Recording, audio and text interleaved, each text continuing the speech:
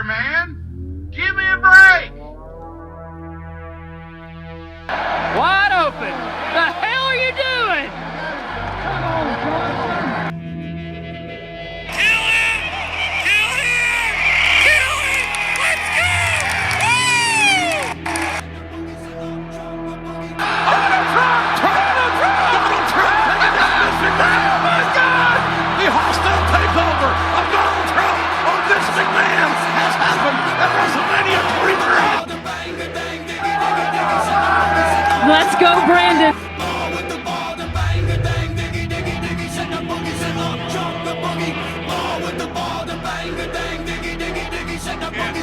My name is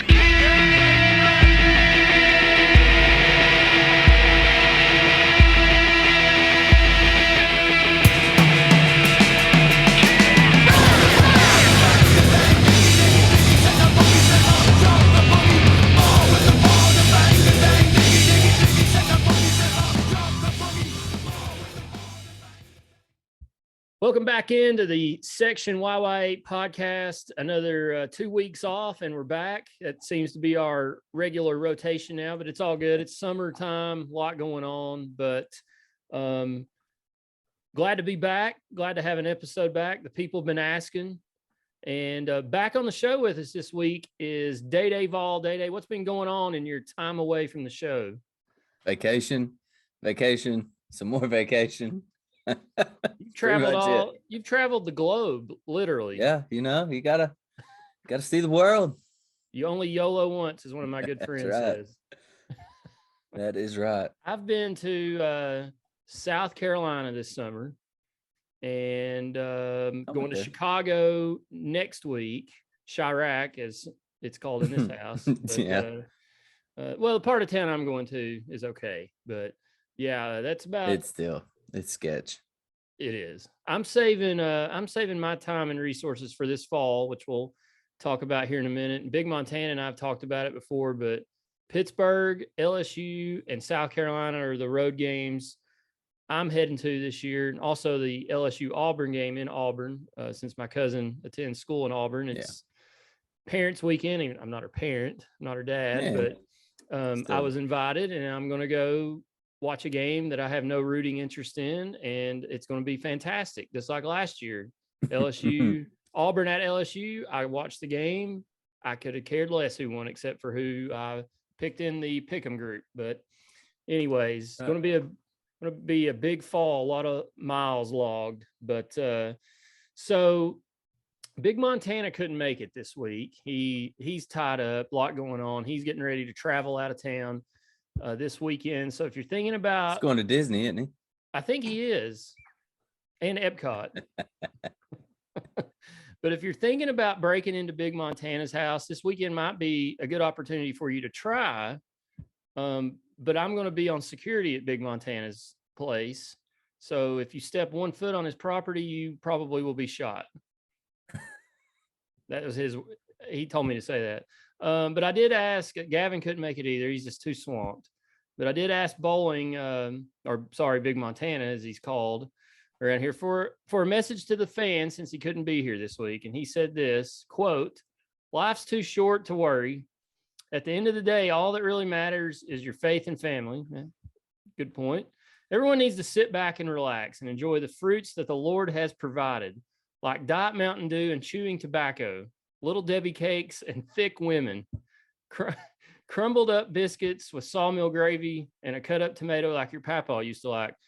For those that don't know, Big Montana's papa Bobby, as I call him, Mamaw Sue, Papa Bobby, Bobby would take his own tomato with him to Shoney's to eat at the breakfast bar, and he would slice it there at the table. So Big Montana still does that. When we go to Shoney's, he'll bring a ripened tomato in and slice it up right there at the table. It's fantastic. But Big Montana regrets that he couldn't be here this week. I don't know if Gavin regrets or not, but Nah, Gavin don't care. Gavin, I don't know about Gavin. I'm gonna have to have a serious conversation with Gavin. He's just really dropping the ball. He said he's gonna be back for football. Technically, it's not football time, baby. season, but we're in fall camp. It's time. That's right. I mean, I drive by Neyland Stadium every day, going to work, coming from work. It's 23 days, guys. It's time to get serious. It's serious time. I said this a couple weeks ago, last week, I guess. I can't remember when I recorded. I think it was 2 weeks ago. But 2 weeks ago. Yeah, it's serious time. It's time to get your minds right. We're literally 3 weeks away from this next Thursday. This is Tuesday night this week, but we're literally 3 weeks away from the start of the 2022 football season. A lot of high expectations, or increased expectations, I guess you might say, but we'll talk about that in a minute. So text Day earlier today, threw this out there for the show tonight. Wanted to rank UT's must-win games on the schedule this year. I did 3. Day hadn't told me what he's done. One being the most must-win game, and whatever your lowest rank is the least must-win game. Still might be a must-win, but I'll let you go ahead and then I'll give you mine. So what's your I got 3 rankings? Your must-wins.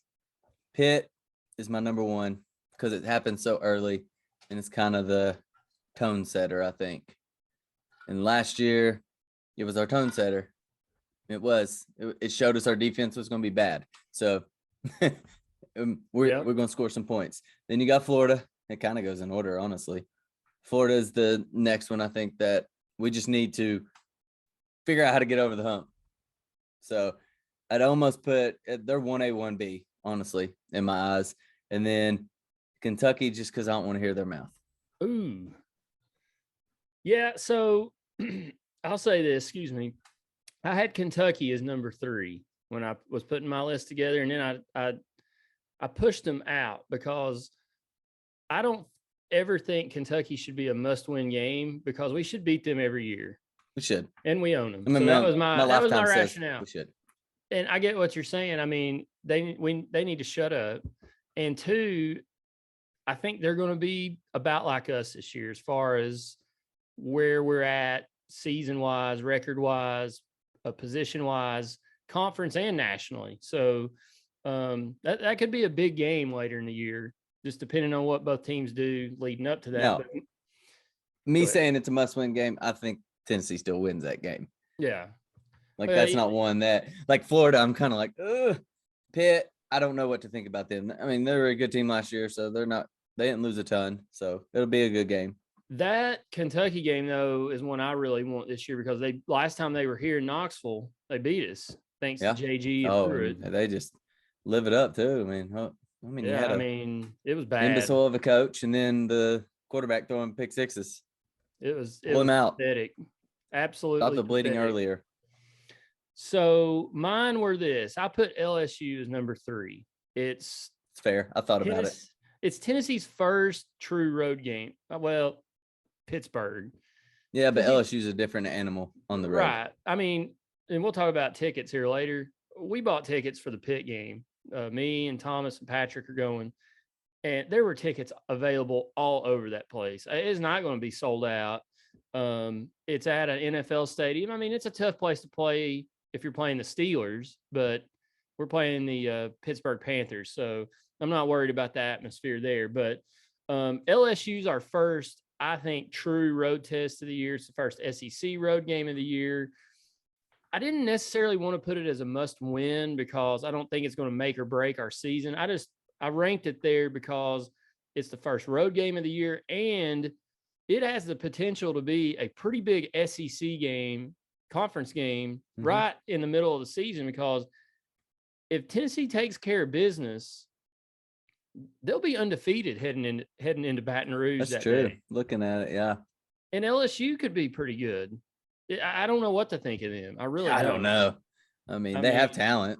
They're going to have talent. I mean, they've got a good coach, I believe, but it's the first year. You just don't know what you're going to get. But that was my logic behind putting LSU there. Was first road game of the year, or tough, true road test of the year, and just the stakes that could be on the line at that game. I mean, you're talking about Tennessee going to 7-0 with a win, possibly. If they're undefeated heading into that game, LSU, I don't know. I haven't looked at their schedule to see who they play beforehand, but potential to be a big game. My second one, I'm flip-flopping from you. I had Pitt. as my second must-win game, but I agreed with what you said. I think it's a must-win in the fact that it sets the tone for the season. It's the second game of the year. You know, we start out with Ball State, which will be a layup, hopefully. Yeah. And then you go to Pittsburgh the next week, a game that Tennessee can win. I mean, I think they can also lose that game. I don't know a lot about Pitt yet. I'm kind of saving that for when we preview the season here in a couple weeks. But I think Pitt, that game could set the tone for the season. Tennessee comes out, plays well, wins that game. They come home the next week and play Akron. They're 3-0 heading into my number one must-win game, the Florida Gators. It's fair. We haven't beat Florida at home since 2016. We haven't. I mean, we barely beat we haven't. them. Yeah, I mean, we had to have a huge comeback to win that one, but that's the only time we've beaten Florida since 2004. And I think this year is Tennessee's got to take advantage of playing Florida when they're down, and they don't beat them this year. I'm not sure they ever will. That's just, I mean, I know they will beat them at some point in the future, but sure. But it's like, you got a coach that's familiar with the new coach. So you should be able to run your system well because they're trying to install something new. So just do your thing. And I mean, last year, we're one drop away from it being a totally different game, but then we imploded. Yeah. It was just like, oh no. Yeah, it was. I mean, that game could have been a whole lot different if that play turned out differently. But that was my three. Like I said, I had Kentucky in there and I pulled them out, but I don't think any of the others are necessarily must wins unless it gets, later on in the season and we need a 6 win to go to a bowl game or something. But I don't think I guess the reason I kind of set Kentucky over LSU too is because I see the aspect of LSU, but they are in the East. So it's like, we were third last year. We got to take a step to get to second because I don't see anybody overtaking Georgia yet. No. Even though they lost a ton, they're still absolutely stacked. So until you can get some more talent, they might get beat once or twice, but I still think they win the East this year. No, the SEC East is Georgia's to lose. I mean, Tennessee, I hope they go down there and play them well, but that's a loss in my book, and I don't see Kentucky beating them or anybody else in the East. So talking wins and losses, we haven't previewed the season yet on our show, but trying to get everybody back on here before we do that. But I was reading this afternoon at lunch, ESPN's FPI, I think, has put out projected win totals for teams game by game. And so Tennessee's win, I'll read the wins and losses as projected by them.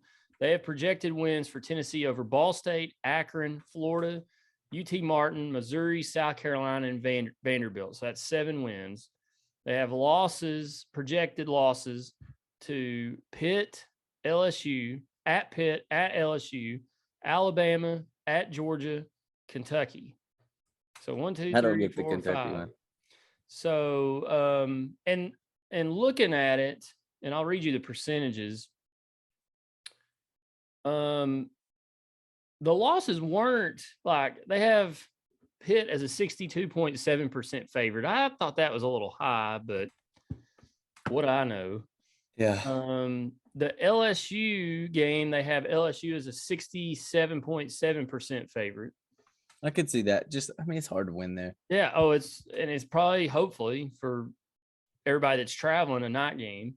Now, this is the one that's a coin flip to me. They have Kentucky as a 52.6%.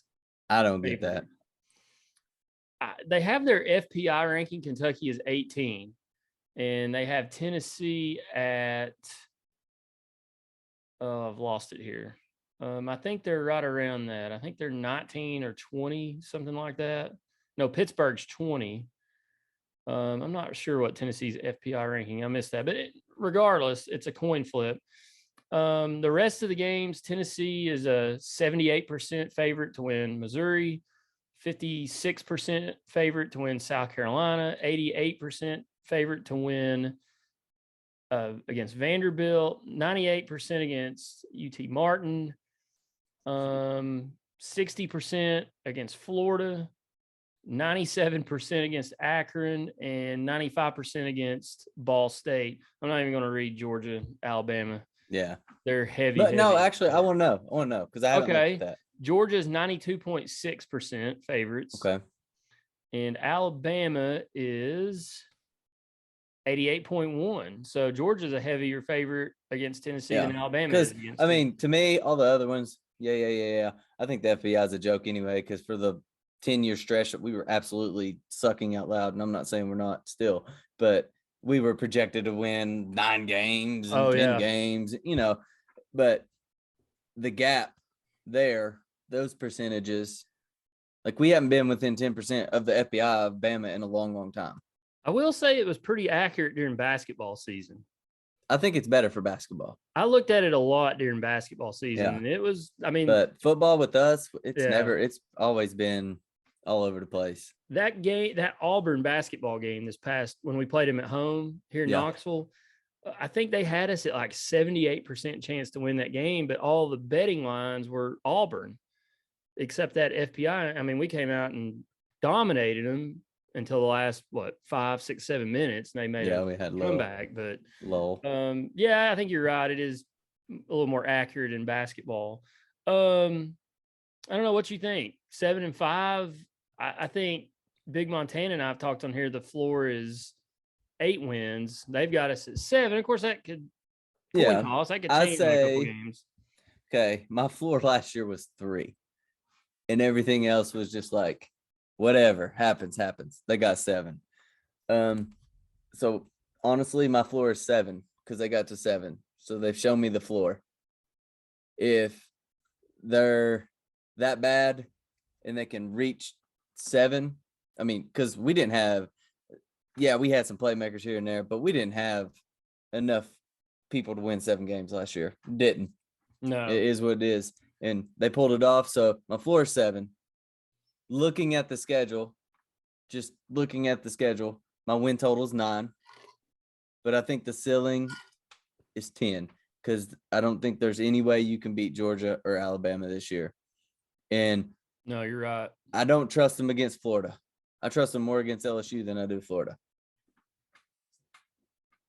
So, I mean, I think that's 7-10, and I'm not putting the 10 expectation on them. I'm not doing that. I think you're right. I think the ceiling is definitely 10. They're not beating Georgia and Alabama unless they just play the games of their lives. So I'm going to say, I think I've been saying this 8-4. I'm going to take out the Pitt game as a win. I actually have us beating Kentucky. Yeah. Oh, yeah. So I had it at 9. As of right now, I have us at 9. LSU is kind of the game I haven't decided on yet. Hopefully, we're going to take a couple weeks before we do our preview show and figure that one out. But I have us at 9 right now. I could change that. I think honestly, it all depends on defense. Yeah, we know the offense is there. Have we improved? We don't have to improve drastically. We just have to go from giving up third downs pretty much 6 times in a row to only doing it 3 times. And so if you can cut that in half, you've won a bunch of games that you lost last year because of that. And forcing more turnovers, I think, is a key. Yeah, I mean, they did force turnovers last year, but I think they need to I think we inflated them against bad teams. Yeah. I mean, we had one against Alabama. We did the punt block. We got a punt block against Pitt. Of course, the pick 6 against Kentucky. These are just the ones that stick out in my mind. Correct me if I'm wrong. We did not score a touchdown off of that punt block against Pitt, and we were inside the red zone, right? Didn't we just kick a field goal? We did score on that one. We did. Did we? Okay. I think Jabari Small ran it in. That's we didn't score on the Bama one. We just got a field goal. Yes. But same way with the Ole Miss. I mean, we created the turnover and it was stolen. Yeah. So it's kind of it's weird data. Yeah. It's it was a clear strip sack touchdown. I mean, they even called it a touchdown on the field. It's just, you're right. We're just a few plays here or there from winning a couple more games, to be honest. Yeah. So, and hopefully that carries over to this year. I know there's a lot of roster turnover, but offense should be pretty good. There's not as much as you think. And I'll tell you this, just from knowing somebody inside the program, they're bought in. Like you hear culture, blah, blah, blah. I'm not saying culture. They're bought in. They believe in what they're doing. Well, and now I hope we've got the Lord on our side, because they were blaring gospel music at practice Sunday morning, which was refreshing to see. I wanted to ask about that. That was refreshing to see. I'll let it be. I saw videos of it, and I don't know who it was. It looked like an offense or defensive lineman. He was feeling it. So yeah, that was cool to see. They're having fun. So I think we're gonna have a show in a couple weeks where we do, if I can get you here, Big Montana and Gavin. Yeah, I have Gavin, but we need to do a preview show where we just go game by game. We all pick our game, or all pick wins, losses, and what we think the outlook on the season's going to be like. So it'll be interesting to see if you and I change anything between now and then. You're saying possibly 10. I'm saying possibly 10. Right now, I say 8. I think I said 9 at first, but right now I'm going to say 8. I don't trust them against Florida. I'm flipping back and forth between 8, 9, and 10. I can't decide because I mean, hate to say 10. There's 10 winnable games. How about that? Yes, there you go. But you can never trust 10 winnable games. No, because cannot. Out of those 10 winnable games, 2 are toss-ups to me. Now, one's a toss-up. One is I don't trust them. Right. So moving on from games, projected wins, losses, all that stuff. So the big thing that came out last week was the digital tickets. Let me start over with that. The thing that came out last week, we got our season tickets. And the university announced that this year they're digital only. So you can only access them from your smartphone. No flip phone, no Nokia, anything like that. It's your smartphone. So big debate in the Skybox text group this week. My uncle and all his partners up there was, how are they going to transfer these things? Because it's only within show you app. right now. Well, I mean, they figured it out. They think. I know. I'm just giving you a hard time. No, it's we have some concerns. I was talking to my uncle the other night. We have some concerns, and this happened last year. This is a true story. We were going up there to sit with him. I think it was the Pittsburgh game, and we got there several hours before kickoff. And I swear, I was in that parking lot. We park in C8 parking lot there on the corner of Lake Loudon and Volunteer. And I was in the parking lot either Friday or Thursday before that. 20-something thousand students on campus, cars everywhere, perfect cell phone coverage. I just drove through to see what everything looked like. Literally that next Saturday, 1 or 2 days later, we pull in the parking lot. There's no one there. We got there early to set up. We had no cell phone coverage. It was all I could do to make a phone call. It took us all day to transfer tickets. We were to the point where, usually we kind of split up walking into the stadium with this group, but they had already left and we were still at the truck. And I was going to have to call them somehow and meet them so he could scan our tickets for us, because we could not transfer them. He even got into the stadium on Wi-Fi and couldn't do it, because it would not come to me. Yeah. That's my concern with this whole thing, is the Wi-Fi is so terrible on campus. They've upgraded cell coverage, not Wi-Fi. They've upgraded the Wi-Fi in Neyland. So part of this whole deal. But so last year, I don't know who they used. I love the digital ticket. I'm on the, yes, this is awesome. And so does my dad. And I like that, I'm sitting at home. I've got all my tickets downloaded already. They're all in my app or my wallet or whatever. But I'll just send them at home, whether he's going to use it or not. He has the ticket, and he can tell me later, I'm not going to use it. It doesn't mean it's not available for me. I just transferred it over. It's still on loaded in my stuff. So if I need to give it to somebody else, I can. Yeah, that's what we're going to do. We're going to try to, if we know ahead of time who needs what, we're going to try to transfer everything before we get to campus. Sometimes it's we get down there 4 or 5 hours before the game and we don't know at that point. So we'll work through one of those things you got to pre-plan, even if you don't even know. Yeah. Just send it to me. I'm not going to use it. I'll use my ticket. And did it you use was- the old ones? Did I what? The old digital ticket? Yeah, we used them last year. Okay, so the barcode's gone. Yeah, You it's know a how annoying reader. it was going through? Yeah. Now it's just that tap system. Yeah. Everybody's like, oh, it's gonna take forever. No, man, it's just boom. I My mean, uncle said that's what the Panthers use. They use that same thing. it's so fast. It's so fast. I've used it before. Look, I get it. I get why they're doing it.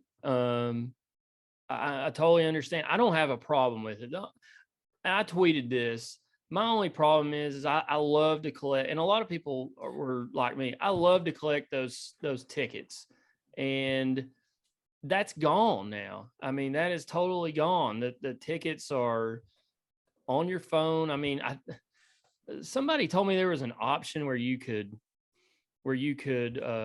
get that in the mail. They can't even do it. I don't even know. There's a box of tickets.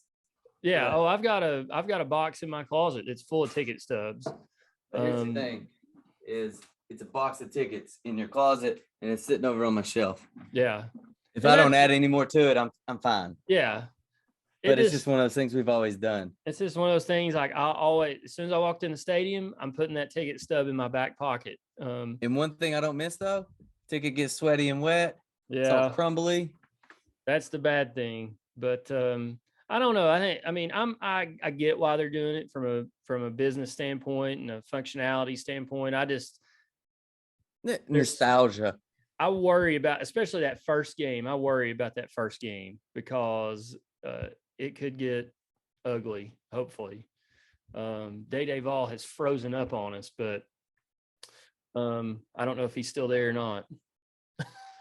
Anyways, we'll keep going until he figures it out. All right, technical difficulties there. For some reason, I lost the internet here at the Section YY8 studio. So we'll go on. I was rambling when you froze. I wish you could see the You picture. froze first.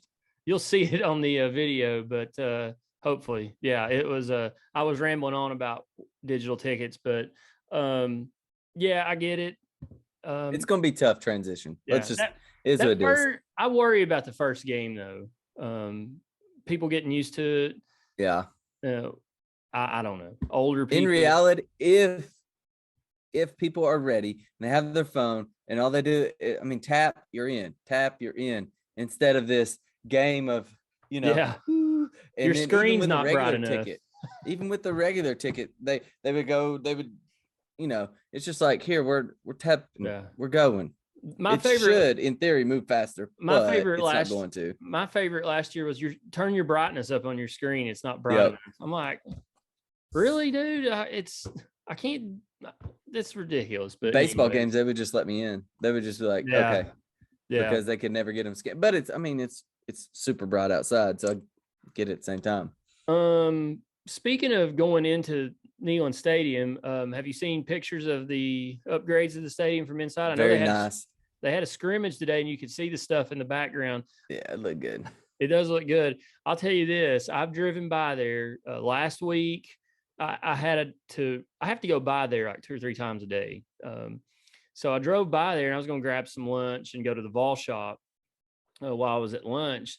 But every day I look, I'm like, is gate 10 open? Is there a gate open? And there's gates open, but there's so many construction workers and staff going in and out of there. I haven't done the sneak in. I haven't got the courage or the balls yet to go up to walk in there because I don't know they're not going to do anything. They're just going to tell me you can't be in here. But I had this worst case scenario, like, oh, this guy's sneaking in the stadium. They're going to let's take his tickets away. I don't think they would do that, but I don't think they would either. I walked in there back in the spring. It was pretty easy to get. I mean, the gate was open. I just walked in there, and when I walked into the south end zone, there was like 3 other people just sitting. There was one guy sitting behind me, and he was like on a work call, and then there was somebody else just sitting up there sunbathing or something because it was in March. It was starting to warm up. I just went in there to see what it looked like, but yeah, it looks really good. I think about got the west side seats done. I think the club level is going to take a little bit longer to finish that 100%, but the seating will Yeah, actually the be underneath done. and everything. I think it's $100K buy-in. Yeah. And then 5,000 a ticket. You won't find me sitting there unless this podcast blows up. which I don't think that's it'd be gonna many happen. years before I decide that. Yeah. And I don't know. That's not my seating preference. Like, I'd Yeah. rather be in the terrace. I'd rather be up higher. I know that sounds weird, but I like the view. I'm interested to see some better pictures in the one. I've just seen random like wide lens, wide view pictures Yeah. of it. So be cool to see it here pretty soon. 23 days, we'll see 23 it. days. From what I've heard, all the premium seats are sold out that they put out there. So Yep. our old seats are full, and the new club seats on the west side are full. So Z11 will be there in a few weeks. It's going to be a new view for us. It's going to be way different. Yeah. I mean, I'm just looking at your background right there, and that's what we've looked at for me for the past 13 years, you for the past 12, I guess. So, because you came in 10, and I came in 09. So, I mean, I've had that view before, I guess, because Kiffinger, I was whatever it is, OQ, somewhere over in the corner. So I've had basically these same seats. They're pretty good, just the other side, of course. So I had your seats in 09, and then in 10 I moved over to the left, and then you came in. So, and I need to post this. If I can find it, I'll post it on this video podcast. I think it was your nephew that fell asleep during the Dooley game. Oh, it was fantastic. I'll post that on here. Yeah, how old is that kid now, I wonder? He's going into 8th grade. So, oh gosh, he had to be what, 3 or 4 back then? 3 or 4 years old. Yeah. That's crazy. Yeah, I saw that not too long ago. I was looking for another picture, and I was like, oh yeah, I forgot about that. Yeah, this kid, I don't remember what game it was. I remember it was a day game. It may have been the Missouri game in like hot. It was hot. 12 or something. And this kid, he's passed out. He's laying. There's nobody there. He's laying in the row. It's just, it was symbolic of the Dooley era. Yes. Sadly. So there was a scrimmage today. Have you heard anything about it? I haven't seen or heard much of anything. I saw some videos. I mean, just a couple little clips here and there, but I haven't really. I think we have a legit quarterback. We don't got to worry about that. Banks is pretty good at linebacker. It's just you still have some question marks at corner from the way it sounded. But other than that, I'm excited. That's a player I'm excited to see is Jeremy Banks this year and what he can do. And we'll talk if he can control his personal foul tendencies. And not that, I mean, the ones he gets never really truly hurt us, but he's good for 1 or 2 every second or third game. It'll hurt us at the wrong time if he's not careful, though. So, that's a player I'm excited to see this year because he's really grown into that role over the past couple years. Yeah, I never thought he'd be a good linebacker. He's a very good linebacker. I was not sold on that. That was one good thing Pruitt did when he was here was move him to linebacker, but he's just a good athlete. Yeah, I think it's a lot of it. Well, we'll talk more about players, positions, wins, loss, and all that stuff on our next episode here in a couple of weeks, our big preview show. Little UT basketball talk. I don't have any baseball talk this week, but UT basketball put out their finalized, I guess you should say, their non-conference schedule for the 2022-23 season. Games include at Thompson Bowling, McNeese State, Alcorn State, Eastern Kentucky. They opened the season at Thompson Bowling Arena against Florida Gulf Coast. I was going to say remember those guys? Dunk Boys, whatever they were called. Dunk City. Dunk City, and now their former coach is now at USC doing a pretty good job. But they opened the season, I believe it says, Monday, November 7th against Tennessee Tech. And then there's of course, exhibition games before that. Then they go to Bridgestone Arena in Nashville to take on Colorado, the third game of that series. Then obviously we return home for the Florida Gulf Coast game. Then we go to Atlantis to play in that tournament, and they'll open that week in open that tournament on Thanksgiving week. That's what I should tell Jessica. I want to go to vacation. Yeah. You ought to go down there for Thanksgiving. Or she's trying to go on a cruise, but man, I don't know. Well, they open with Butler. We're familiar with Butler. They're not as good as they used to be, but it'll still be a decent challenge. A good game. The next day, and either play BYU or Southern Cal. And then the third and final game would be on the 25th there in the Bahamas. And then they come back to Thompson Bowling. I said McNeese State, Alcorn State, and Eastern Kentucky. And then they head up for a neutral site meeting with Maryland on December 11th in Brooklyn at the Hall of Fame Invitational. Final regular season non-conference game, non-conference road trip comes 6 days later as the Vols head to Arizona on December 17th. Tennessee beat Arizona last year in Thompson Bowling. If you'll remember that game. Great game. Only game I went to and we won. And then they won all of them at home. So yeah, true. Touche. And then they finish off the initial non-conference schedule at home against Austin Peay on December 21st. They're off for the holidays and they open SEC play, which I don't think has been announced yet. I don't think it has, no. Should be here pretty soon though. It's usually around August, September when they announce that. Yeah. And last non-conference game, sorry, I'm reading this here, is January 28th. Texas comes to Knoxville, rematch of last year's game. So pretty good non-conference schedule. Really good schedule.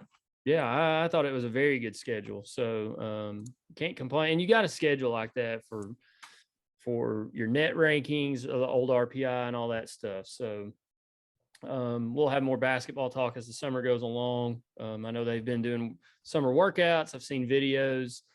They were actually at Soaky Mountain last weekend, taking a break from the summer workout. Yeah, it looked like they're having fun. That one coach yelling at yeah. Oh, dude. Yeah. Stand up. You're 7 feet tall. It's 5.5 foot water. Yeah. I think Ziegler had a life jacket on. And yeah, so did a dude. yeah, I don't know where they were at. Like, I've never been to Soaky Mountain. So I haven't been to Soaky either. I don't know. He must have been pretty deep for him to have a life jacket on. But anyways, that's UT basketball talk. So before we go, we've had some technical difficulties this week. I'm going to try to edit my way through this. But if you hear some hiccups in the show, we've lost internet here in the studio tonight for some reason. Our Zoom call abruptly ended where we record this. I don't know what's going on, but we're fighting through it here. Persevere like the Vols.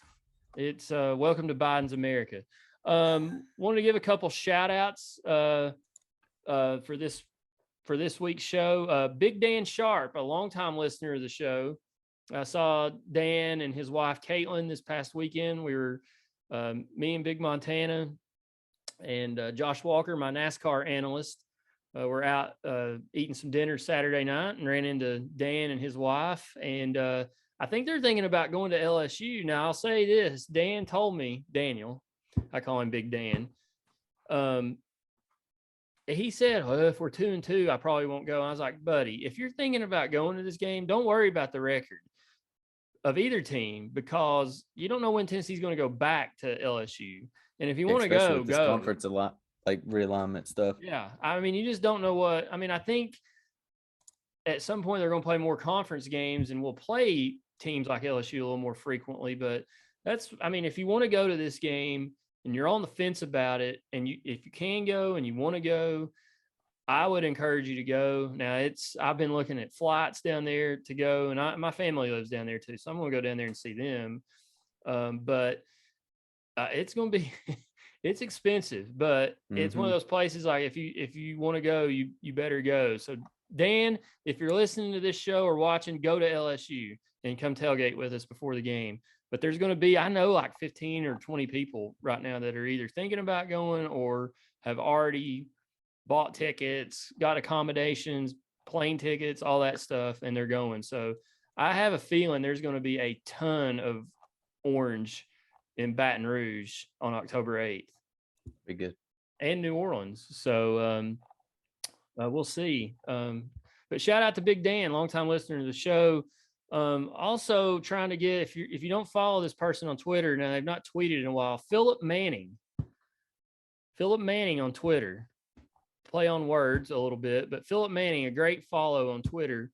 Philip has lost his password and his login ID to Twitter, and he hasn't been able to get on the twitter.com in a long time. But go back and look at some of his tweets, very directed toward football, especially I think a lot of his tweets came back in 2020, but trying to get Philip on the show at some point. Would love to have Philip on. So go check out Philip Manning. I think it's Vols to the Walls is his handle on Twitter, but great follow. But all right, Day, anything you got before we check out of here for this week's show? Santa's Vol player of the day back in 3 or 4 days ago. I don't know. When was it? You're talking about it, Xavier Mitchell? Yeah, Xavier Mitchell. On down to the I'm 11. glad you brought it up. Xavier Mitchell. Let me find this on Sandoval. That's my thought of the day. We had our picture made with Sandoval, the very last home game in Section YY8. Let me find, and I apologize. I'm glad we should have talked about this before. It just came to me when you said that. I had so there was a run-in. I don't remember what year it was with. You wasn't there though. I was not. I was at the game. I was sitting somewhere else. My sister and brother-in-law were using my ticket. Well, he wasn't my brother-in-law at the time, but there was a run-in. Let's just say that with my sister, my brother-in-law, Xavier Mitchell, and apparently Xavier Mitchell had some run-ins with some others along the way. I don't know what the problem was. Golly, I'm having trouble finding this. I apologize. Sandoval. I got it. You got it. Mitchell came to UT from Long Beach, Mississippi. From 2004 to 07, he had 109 tackles, 8.5 sacks, 9.5 tackles for loss, forced 1 fumble, and grabbed 1 interception. And then also banned from Section YY8 in Neyland Stadium. Yeah, I tweeted that he was also banned from Section YY8.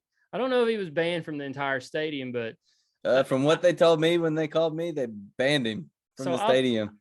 I'll tell you the story that led into this. And I remember it like it was yesterday. So my sister, it was the South Carolina game, I think in 2010. Matt Sims was quarterback. I know that. Oh, gosh, so it had to be terrible. 2010. So Matt Sims had a rough game that night.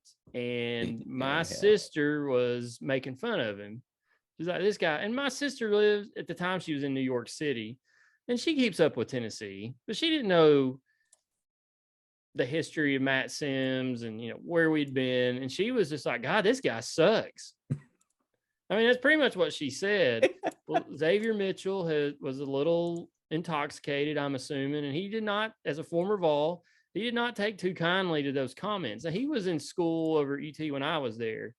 So I remember him very well as a player. Great player for Tennessee. I mean, I don't know what he did in the pros. I never really followed him much. Yeah, I don't know. He was there with Paris Harrelson and that crew, or close to that era. So pretty good defensive line back then. But yeah, he called my sister a bitch and said some other things. And my future brother-in-law didn't take too kindly of it. And he was barking back at him. And I basically called UT that Monday and said, I want that guy out. And they said, well, and I think you had heard it from somewhere or something, that there had been some incidents throughout the season that they were aware of, and they had some actually other complaints from that same game about him, and they were looking into it. Next thing I know, you've heard it and I heard it, that they banned him. I thought they just banned him from the section, but it makes more sense to ban him from the stadium, like you said. Yeah. So I'm guessing they banned him from Neyland. Yeah. Former temporarily. Yeah, former player. Sorry, you can't come in here anymore. Sorry, you're not allowed. You cussed out some girl you don't know. But yeah, that was the Xavier Mitchell. I'm glad you brought that up. That was funny. I saw that the other day and I was like, oh, this is perfect. I've got to tweet about this. This classic. But yeah, just another memory from YY8. From YY8. And I also posted a picture, the memes are going around of Tiger Woods and John Daly. They always put like the white trash people or John Daly, and the sophisticated or Tiger Woods. Well, I put Tiger Woods, East Skybox 522, which is my uncle's skybox, and great place to go, by the way. Obviously, I go there quite a bit. I'll probably be there for the Ball State game, to be honest. I don't want to be. I want to be in Z11 to check my seats out. Here we go. But and I put John Daly as Section YY8. My uncle responded with, oh gosh, I've gone blank. No respect. I get no respect. You know what I'm talking about? The actor. I know what you're talking about. Dangerfield. Rodney Yes. Dangerfield with his eyes crossed from, I believe it was from Caddyshack. Yeah. As East Skybox 522, and then a Tyrannosaurus Rex as Section YY8, because Section YY8 is now extinct. It is. Good one. So good comeback. It But is. all in good fun. I love the Skybox. Me and Big Montana are up there ever so often. I probably will be back there for at least, I know for the Akron game. Hopefully going to be. I don't up blame there. you. So, but I don't know about it's just hard to tell. The Ball State game is going to be tough on them because a lot of them can't come in because it's a Thursday night. So Yeah. we'll have So see it's hard to about fill that. it up. Anything else on your plate before we head out of here? That's all I got. Well, Go Vols. glad you're back on the show. We'll have our big Good to be back. start studying up. We'll have our preview show here in a couple weeks before the season starts. Don't know that we'll have a show next week. I'm going to have a pretty busy week next week, and I'll be traveling to Chicago next week in the middle of the week and be gone for a few days. We're going to visit my family won't be there, but we're going to be up there. But they're leaving as we're getting there. So we'll see them. It'll just be short, but planning on going to, I think the Cubs play 3. They've got a homestand against the Brewers Friday, Saturday, Sunday, all day games. So I'm going to try my best to go to all 3. So we'll see. Tickets are not too expensive right now because the Cubs stink and the Brewers are struggling right now. So They're back to normal. yeah. Well, they got a big game this week on Thursday night at the Field of Dreams in Iowa. That's pretty cool. And The their jerseys were really cool too. Oh, I was about to say, did you see the throwbacks for both teams? Yeah, they're pretty amazing. Those Cubs throwbacks were outstanding, especially the hats. Yeah. They were really good.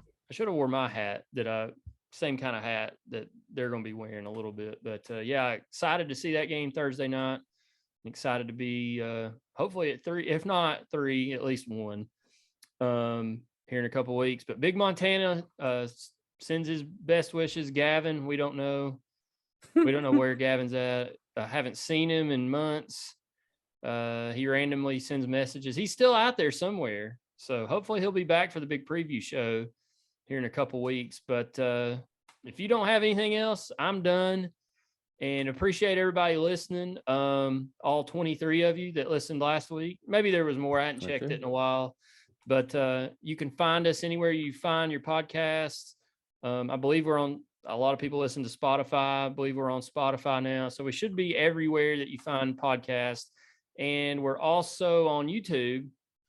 If you're watching this on YouTube, thanks for watching the video version of this of me and Day sitting there just staring at a screen. And but leave us a comment, 5-star review, and we'll give you a shout out on the air. Got one from Donnie Clift a few weeks ago, so shout out to Donnie. A couple others have left some. I think we've already read those a while back, but appreciate everybody listening. And this has been the Section YY8 podcast.